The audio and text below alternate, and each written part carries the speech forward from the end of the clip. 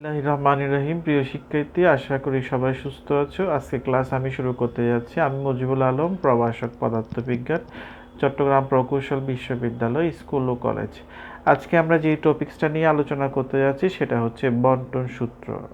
আমরা বন্টন সূত্রটা ব্যাখ্যা করতে যাচ্ছি, বুঝিয়ে দেওয়ার চেষ্টা করব। একটু মনোযোগী থাকতে হবে, কারণ এই প্রশ্নের মধ্যে কিছুটা জটিলতা আছে। আমরা মনোযোগী হলে আশা করি জটিলতাটা কাটিয়ে উঠতে পারবো। তাহলে আমরা প্রমাণ করার জন্য প্রথমে আমরা কি করলাম, বন্টন সূত্রটাকে আগে লিখে ফেললাম। বন্টন সূত্রটা হচ্ছে m into A vector plus V vector equal to আমাদের কি প্রমাণ করতে হবে, m ইন্টু এ ভেক্টর প্লাস m ইন্টু কি প্রমাণ করতে হবে, ভি ভেক্টর। এটা আমাদের প্রমাণ করতে হবে। এই প্রমাণটা করার জন্য প্রথমে আমরা কি করলাম, ও পি দ্বারা আমরা কি ভেক্টরকে নির্দেশ করলাম, এ ভেক্টরকে নির্দেশ করলাম, এবং পি আর দ্বারা আমরা কি করলাম, বি ভেক্টরকে নির্দেশ করলাম পি আর দ্বারা। তাহলে আমাদের যোগের নিয়ম অনুসারে ও আর কি নির্দেশ করবে, আমাদের এ ভেক্টর এবং বি ভেক্টরের লব্ধি নির্দেশ করবে। তাহলে আমরা যেটা লিখলাম সেটা একটু করে এখানে লিখি। আমরা কি দ্বারা কি প্রকাশ করলাম, এখানে ও পি দ্বারা আমরা এ ভেক্টরকে প্রকাশ করেছিলাম, আর কি দ্বারা, পি আর দ্বারা আমরা বি ভেক্টরকে নির্দেশ যদি করি, তাহলে ও আর সমান আমরা কি বলেছিলাম, লব্ধি ভেক্টরের মান ও দিক, অর্থাৎ ও আর ইকুয়াল টু আমরা A vector plus B vector আমরা লিখতে পারি। এবার যেটা প্রশ্নটা, এই জায়গাটা একটু বুঝে নিতে হবে, ক্লিয়ার করে নিতে হবে। এবার আমরা কি করলাম, ওপি কে বর্ধিত করলাম।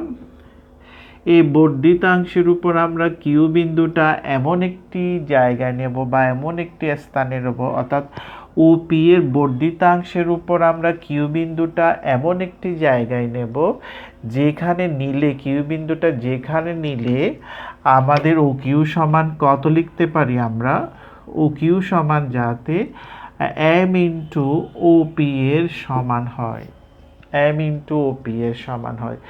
এটার মানে হচ্ছে, আমরা একটু বুঝে নেওয়ার চেষ্টা করব এই জায়গাটা। এম ইন্টু, যদি এম এর মান যদি 2 হয়, তাহলে ওপি এর বর্ধিতাংশের উপর আমাদের কিউ বিন্দুটা এমন একটি জায়গায় নিতে হবে যেন ও কিউ এর দৈর্ঘ্যটা ওপি এর দৈর্ঘ্যের কত গুণের সমান হয়, দ্বিগুণের সমান হয়।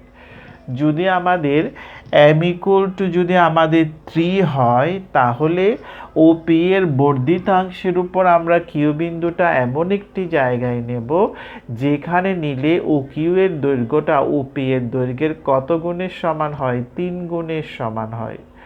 অর্থাৎ আমাদের কিউ বিন্দুটা যেখানে সেখানে নেওয়া, বর্ধিতাংশের উপর যেখানে সেখানে নিতে পারবো না, যেখানে নিলে আমাদের শর্তটা মেনে চলবে সেখানেই আমরা কিউটাকে নিতে হবে। অর্থাৎ কিউ এর আমাদের এম এর মান যদি 2 হয়, তাহলে ওপি এর বর্ধিতাংশের উপর কিউ বিন্দুটা এমন একটি স্থানে নিতে হবে যেখানে নিলে আমাদের ও কিউ এর দৈর্ঘ্যটা ওপি এর দৈর্ঘ্যের কত গুণের সমান হয়, দ্বিগুণের সমান হয়। আশা করি আমরা বুঝে নিতে পেরেছি। অর্থাৎ এম এর মান এখানে 2, 3, 4 যে কোনো কিছু বসানো যাবে, সেই জন্য আমরা নির্দিষ্ট করে না দিয়ে এম দিয়ে দিলাম। আশা করি আমরা জায়গাটা বুঝে নিতে পারলাম। সেই হিসাবে আমরা লিখতে পারি এম ইন্টু কি ভেক্টর লিখবো, আমরা এ ভেক্টর লিখবো। ঠিক একইভাবে আমরা এখানে একটা লম্ব টানলাম। এই লম্বের উপর আমরা এস বিন্দুটা এমন একটি জায়গায় নেব, যে লম্বের উপর আমরা এস বিন্দুটা এমন একটি জায়গায় নেব যেন আমাদের কিউ এস ইকুয়াল টু কত এর সমান হয়, এম ইন্টু পি আর এর সমান হয়। আশা করি আমরা বুঝে নিতে পেরে, যেহেতু উপরের লাইনটা আমরা বুঝে ফেললাম, নিচের লাইনটা আমাদের সহজে বুঝে যাব। অর্থাৎ আমরা এই লম্বের উপর এস বিন্দুটা যেখানে সেখানে নিতে পারবো না, যেখানে নিলে আমাদের শর্তটা মেনে চলবে সেখানে নিতে পারবো। অর্থাৎ এম এর মান যদি 2 হয়, তাহলে আমরা এই লম্বের উপর এস বিন্দুটা এমন একটি জায়গায় নিতে হবে, যে লম্বের উপর এস বিন্দুটা এমন একটি জায়গায় নিতে হবে যেন কিউ এস এর দৈর্ঘ্যটা পি আর এর দৈর্ঘ্যের কত গুণের সমান হয়, দ্বিগুণের সমান হয়। কখন, যদি আমরা এম এর মান 2 ধরি, তাহলে সুতরাং আমরা এখানে কি লিখতে পারি, এম ইন্টু বি ভেক্টর আমরা লিখতে পারি। তাহলে এবার আমরা কি করলাম, এটা যোগ করে দিলাম। যদি যোগ করে দিই তাহলে এখানে কি দেখা যাচ্ছে, দুটি সদৃশ্যকোণী ত্রিভুজ দেখা যাচ্ছে। সদৃশ্যকোণী ত্রিভুজের সূত্র আমরা নবম দশম শ্রেণীতে পড়েছি। সদৃশ্যকোণী ত্রিভুজের সূত্র থেকে আমরা লিখতে পারি অনুরূপ বাহুগুলোর অনুপাত সবসময় কি হয়, সমান হয়, সেটা আমাদের জানা আছে। সদৃশ্যকোণী ত্রিভুজের ক্ষেত্রে অনুরূপ বাহুগুলোর অনুপাত সবসময় কি হবে, সমান হবে। তাহলে আমরা কোন সদৃশ্যকোণী ত্রিভুজগুলো একটু লিখি এখানে, তারপর আমরা বুঝতে পারবো। ও পি আর একটা সদৃশ্যকোণী ত্রিভুজ দেখা যাচ্ছে, আর একটা হচ্ছে কি আমাদের ও কিউ এস। এই দুটি সদৃশ্যকোণী ত্রিভুজ থেকে আমরা কি লিখতে পারি সেটা লিখব, ও পি আর এটা হচ্ছে ও কিউ এস। এই দুইটা সদৃশ্যকোণী ত্রিভুজ থেকে আমরা O Q divide by O P আমরা লিখতে পারি ইকুয়াল টু আমরা কি লিখব, কিউ এস ডিভাইডেড বাই লম্ব অনুপাত লম্ব, ভূমি অনুপাত ভূমি, এগুলো আমাদের জানা আছে। পি আর ইকুয়াল টু আমরা লিখলাম কত এখানে, ও এস ডিভাইডেড বাই কত লিখবো আমরা, ও আর ইকুয়াল টু আমরা এম লিখলাম। এখন প্রশ্ন হচ্ছে এম কেন লিখলাম সেটা, এটা একটু করে বুঝিয়ে দিচ্ছি আমরা এখানে। আমরা এই অনুপাতটা আগে লিখি, O Q divide by O P. O Q সমান কি আমাদের জানা আছে, এখানে খেয়াল করলে লিখতে পারবো আমরা। ও কিউ সমান কত, এম ইন্টু এম ইন্টু কত লেখা যায়, ও পি ভেক্টর লেখা যায়, অর্থাৎ নিচে একটা কি আছে, ও পি ভেক্টর যদি চলে যায় কত হবে, এম। তাহলে এই অনুপাতটার মান যদি আমরা এম পাই, এম যদি হয়, যেহেতু প্রত্যেকটা অনুপাত সমান, সুতরাং প্রত্যেকটা অনুপাতের মান কত হবে আমাদের, এম হবে। আশা করি আমরা এমটা কোত্থেকে আসলো সেটা বুঝে নিতে পেরেছি। যদি আমরা বুঝে নিতে পারি তাহলে এই ইকুয়েশন থেকে, এই লাইনটা থেকে আমরা কি লিখতে পারি সেটা খেয়াল করব। O S divided by O R equal to আমরা O S divided by O R equal to আমরা কি লিখতে পারি, এম লিখতে পারি। আমরা কি আশা করি বুঝে নিতে পেরেছি এটা। আচ্ছা, এটা আমরা এখানে পাশেও লিখে দিতে পারি। তাহলে এই লাইনটা দেখে আমি এখানে লিখতে পারি, এই লাইনটা থেকে আমরা লিখতে পারি O S divided by O R equal to কত লিখবো আমরা, এম। বা দিয়ে যদি লিখি ও এস ইকুয়াল টু, তাহলে কি লেখা যায়, এম ইন্টু ও আর আমরা লিখতে পারি। বা দিয়ে যদি লিখি ও এস ইকুয়াল টু কত লিখতে পারি আমরা, M into vector plus V vector, কারণ আমরা ও আর সমান এখানে প্রমাণ করা যাচ্ছে ভেক্টর প্লাস ভি ভেক্টর। তাহলে যদি এটা হয় তাহলে এবার আমরা সর্বশেষ ইকুয়েশনে চলে যাচ্ছি। লাস্ট একটা ত্রিভুজ নিচ্ছি আমরা, O Q S. O Q S ত্রিভুজ থেকে ও কিউ, এই যে ও কিউ এস ত্রিভুজের মধ্যে ও কিউ এবং কিউ এসটা কি করে, একই ক্রমে যদি ক্রিয়া করে, লব্ধি হবে কি আমাদের ও এস। তাহলে ও এস ইকুয়াল টু আমরা কি লিখতে পারি, O Q plus Q S. খেয়াল করি আমরা, ও কিউ এস ত্রিভুজের মধ্যে ও কিউ এবং কিউ এস একই ক্রমে ক্রিয়া করে, লব্ধি হবে কত আমাদের ও এস। বা দিয়ে আমরা ও এস এর মানটা বসিয়ে দিই, ও এস সমান কি জানি, M into vector plus B vector. আর ও কিউ সমান কি জানি আমরা, M into R Q S সমান কি জানি আমরা, প্লাস এম ইন্টু কি ভেক্টর, বি ভেক্টর। সুতরাং আমরা বন্টন সূত্রটা কি করে ফেললাম, প্রমাণ করে ফেললাম। এবার যাচ্ছি আমরা সামান্তরিক সূত্রের বিবৃতি এবং ব্যাখ্যা করার জন্য। তাহলে আমরা সামান্তরিক সূত্রটার বিবৃতি এবং ব্যাখ্যাটা একটু দেখে নিই। সামান্তরিক সূত্রের বিবৃতি এবং ব্যাখ্যাতে বলা হচ্ছে, সামান্তরিকের কোনো কৌণিক বিন্দু থেকে, কৌণিক বিন্দু এখানে 4টা দেওয়া আছে, 4টা কৌণিক বিন্দু, আমরা যে কোনো একটা কৌণিক বিন্দু ধরে নিতে পারি। সামান্তরিকের কোনো কৌণিক বিন্দু থেকে, অর্থাৎ যদি একটি সামান্তরিকের কোনো কৌণিক বিন্দু থেকে অঙ্কিত দুটি সন্নিহিত বাহু মানে কি পাশাপাশি বাহু, যদি একটি সামান্তরিকের কোনো কৌণিক বিন্দু থেকে, কৌণিক বিন্দু আমরা এখানে ও ধরলাম, কোনো কৌণিক বিন্দু থেকে অঙ্কিত দুটি সন্নিহিত বাহু কি করে কোনো কণার উপর এককালীন ক্রিয়াশীল একই জাতীয় দুটি ভেক্টরের মান ও দিক নির্দেশ করলে, এই কথাটার মানে হচ্ছে সামান্তরিকের কৌণিক বিন্দু ও থেকে দুটি সন্নিহিত বাহু ও এ এবং ও বি যদি কি করে দুটি ভেক্টরের মান ও দিক নির্দেশ করলে, তাহলে ওই কৌণিক বিন্দু থেকে অঙ্কিত সামান্তরিকের কর্ণ ও সি কি নির্দেশ করবে, ভেক্টর দ্বয়ের লব্ধির মান ও দিক নির্দেশ করবে। তাহলে আবার বিবৃতিটা শুনে নিই। সামান্তরিকের কোনো কৌণিক বিন্দু থেকে অঙ্কিত দুটি সন্নিহিত বাহু যদি কি করে কোনো কণার উপর এককালীন ক্রিয়াশীল একই জাতীয় দুটি ভেক্টরের মান ও দিক নির্দেশ করে, তাহলে ওই কৌণিক বিন্দু থেকে, ওই কৌণিক বিন্দু মানে কি যে কৌণিক বিন্দুতে ভেক্টর দুইটা ক্রিয়া করতেছে, ওই কৌণিক বিন্দু থেকে অঙ্কিত সামান্তরিকের কর্ণ কি নির্দেশ করবে, ভেক্টর দ্বয়ের লব্ধির মান ও দিক নির্দেশ করবে। আশা করি বুঝে নিতে পেরেছি।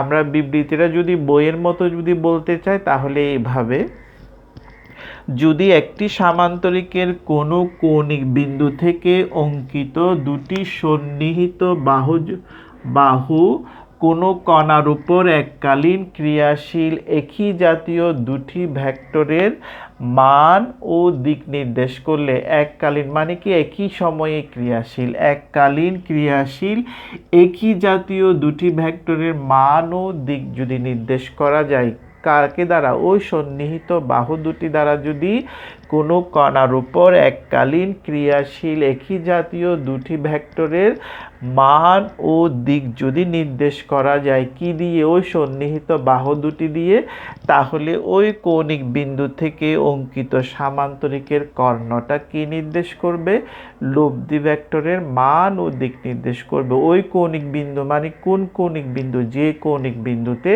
ভেক্টর দুটি কার উপর ক্রিয়া করতেছে, কণার উপর ক্রিয়া করতেছে, ওই কৌণিক বিন্দু থেকে অঙ্কিত কর্ণটি কি নির্দেশ করবে, লব্ধি ভেক্টরের মান ও দিক নির্দেশ করবে। তাহলে আমাদের কথা অনুসারে আমরা লিখতে পারি কর্ণ ও সি কি নির্দেশ করবে বলেছিলাম আমরা, কার লব্ধি নির্দেশ করবে, আমাদের ওই ও এ প্লাস কার ও বি এর লব্ধি অর্থাৎ যোগফল নির্দেশ করবে লব্ধি ভেক্টর।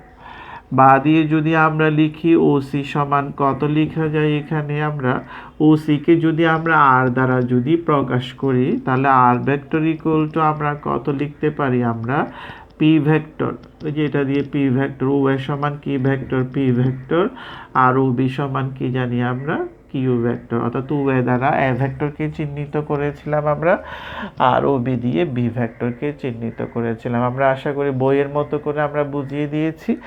এবার আমরা আমাদের মতো করে বোঝানোর চেষ্টা করি। খেয়াল করে মনে করলাম আমি কৌণিক বিন্দুটা ও ধরলাম না, একটু আমরা খেয়াল করি, যদি বুঝে থাকি তাহলে কিন্তু আমরা এটার আনসার করতে পারবো, আমি যেটা বলবো সেটার আনসার করতে পারবো। মনে করলাম আমি কৌণিক বিন্দুটা ও ধরলাম না, মনে করলাম কৌণিক বিন্দুটা হচ্ছে আমাদের বি, তাহলে বি বিন্দু থেকে অঙ্কিত সন্নিহিত বাহু আমরা বি ও দ্বারা মনে করলাম কিউ ভেক্টরকে প্রকাশ করলাম, ও কৌণিক বিন্দু ও থেকে আরেকটি সন্নিহিত বাহু বি সি দ্বারা মনে করলাম আমি পি ভেক্টরকে নির্দেশ করলাম।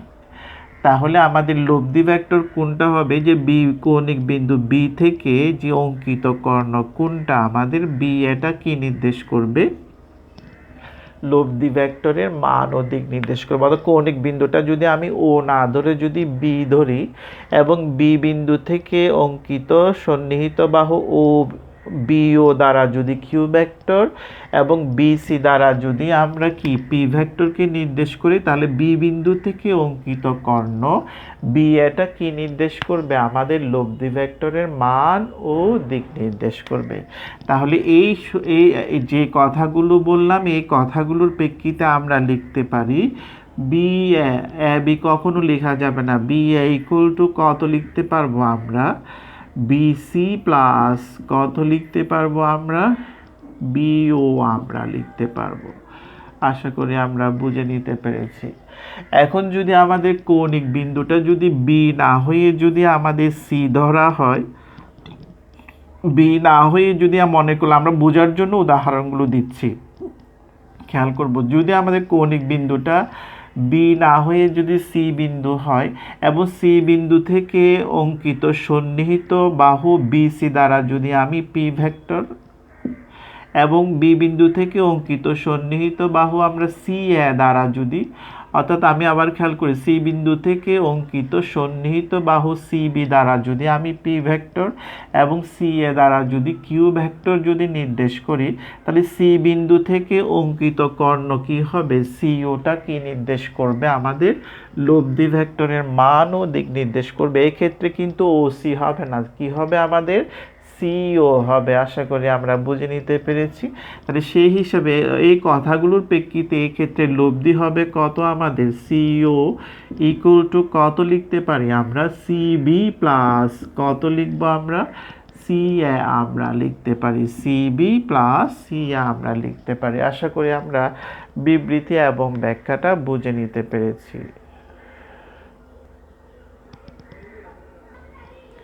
তাহলে আমরা এখন যাচ্ছি সামান্তরিক সূত্রের সাহায্যে যে লব্ধিটা বের করলাম, ওই লব্ধিটার মান কত হবে সেটা আগে আমরা কিভাবে নির্ণয় করতে হবে এটা আমরা একটু দেখে নিই। এটা দেখার জন্য আমরা কি করলাম? ও এ দ্বারা আমরা কি করলাম? পি ভেক্টরকে নির্দেশ করলাম। ও বি দ্বারা আমরা কিউ ভেক্টরকে নির্দেশ করলাম, যারা পরস্পর কত কোণে ক্রিয়া করতেছে? আমাদের আলফা কোণে ক্রিয়া করতেছে। তারা মনে করলাম পরস্পর আলফা কোণে ক্রিয়া করতেছে।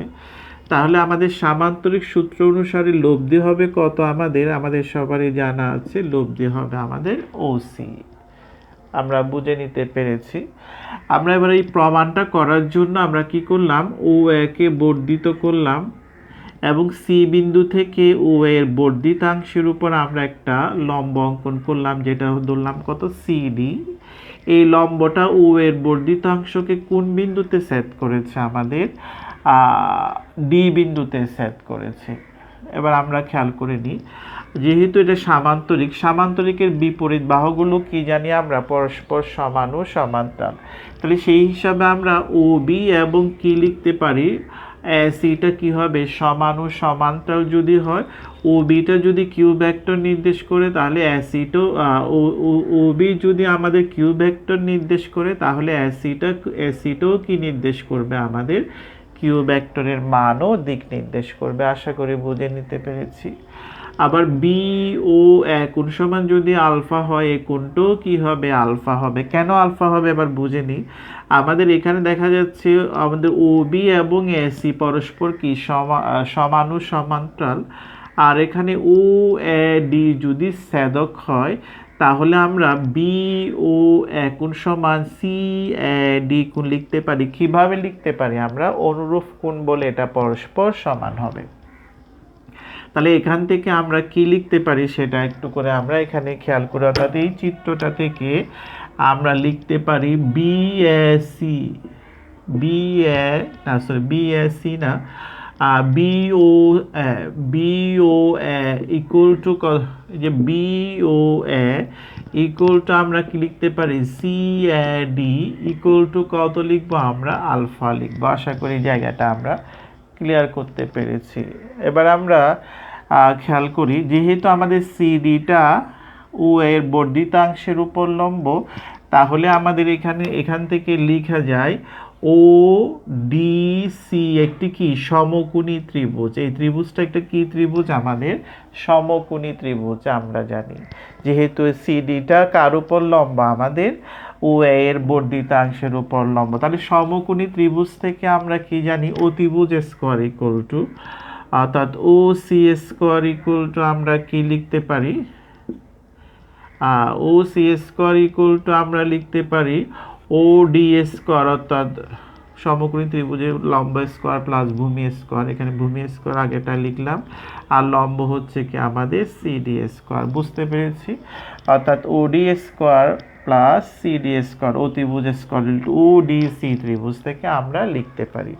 এবার বা দিয়ে যদি আমরা আরেকটু সামনের দিকে যাই, ও সি স্কোয়ার ইকুয়াল টু ওডি সমান কি লেখা যায় একটু করে খেয়াল করব, ও এ প্লাস এডি আমরা লিখতে পারি, এটার উপর whole square plus CD square আমরা লিখতে পারি। আশা করি বুঝে নিতে পেরেছে এতটুকু।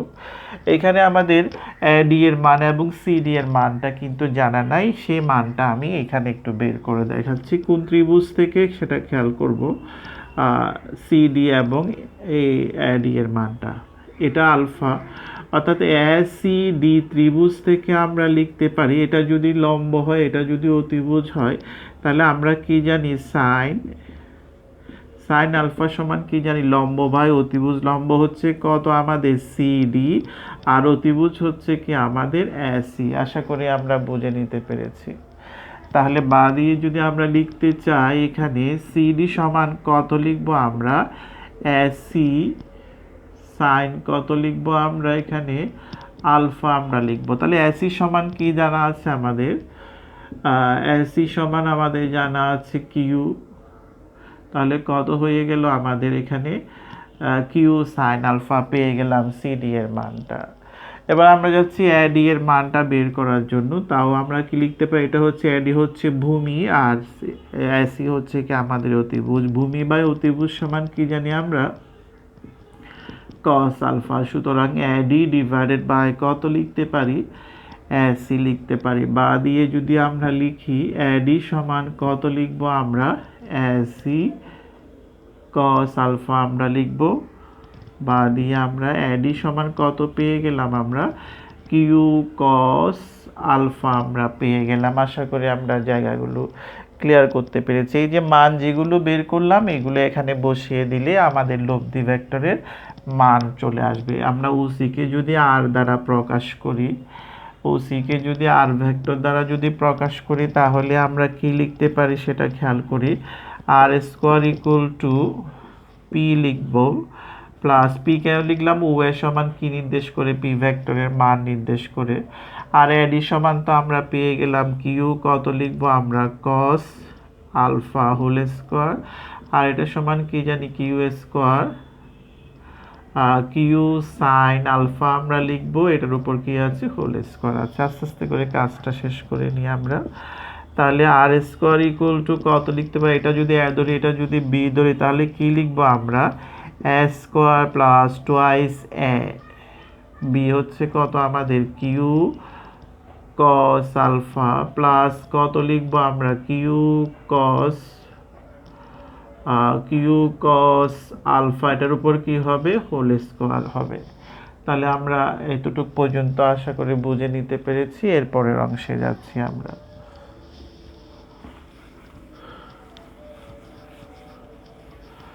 পরের অংশটা খেয়াল করি আমরা এখানে। সুতরাং এখানে আমরা কি লিখতে পারি একটু খেয়াল করলে বুঝতে পারবো। বা দিয়ে যদি লিখি R square equal to P square তো আছেই, পাশে কি থাকবে, two P Q cos alpha আমরা লিখব, প্লাস এটাকে কিউ স্কোয়ার কি হবে, এটা আরেকটা এখানে টার্ম বাদ পড়ে গেছে, এটা একটু লিখে দিই আমরা। এখানে কি লেখা যায়, Q square sine square alpha, এখানে এই টার্মটা একটু বাদ পড়েছে সেটা খেয়াল করব আমরা এখানে। তাহলে এখানে যদি আমরা লিখি এটা কি হয়ে যাচ্ছে, কিউ স্কোয়ার কি হবে, কস